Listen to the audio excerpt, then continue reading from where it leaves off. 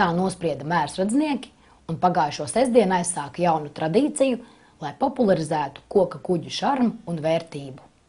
2010. gads ir lielisks atskaites punkts, lai sāktu jaunu tradīciju. Tā nolēma Mērsraga jahtu centrs un jahtu servis, tāpēc burāšanas sezona šogad noslēdzas ar koka kuģu festivālu. Ar ko mēs sliktāk par Austrāliju, mums arī ir festivāls. Šogad, tas ir skaļi teikts. Šogad mēs tikai iepazīstamies. Sestdien līcī viļņu augstums sasniedza 2 metrus, bet jūrā pat 4. Tāpēc no 12 jahtām, kas bija pieteikušās festivālam, varonīgi ieradās tikai 5. Pārējie kapteiņi un burāšanas entuziasti ieradās ar sauszemes transportu. Kā man saka, draugs Uldis no Valtera Ragostas, kaimiņš, tiekam putniņu galvā. Un te tagad visi tie ir sanākuši. Koka jahtas ir krietni dārgākas, tāpēc tās atļauties var vien turīgie ļaudis vai fanāti.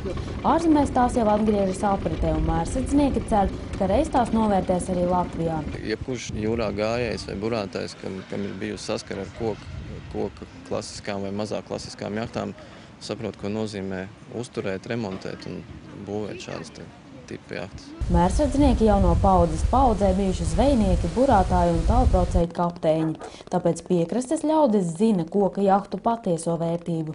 Kokam ir dvēseli. Katra koka laiva ir pilnīgi un galīgi individuāli.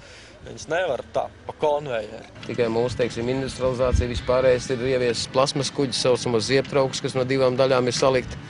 Un tur jau nav ne maiguma, ne veselības, tā plasmas jau nekad neizžūst. Vietējie entuziasti vēl turpina darbu pie senā kaprī, bet sestdien interesanti varēja novērtēt Sijā Jahtlanda 6 gadu ilgo darbu. 6 gadu laikā jums nebrīd negribējās mest pie malas to?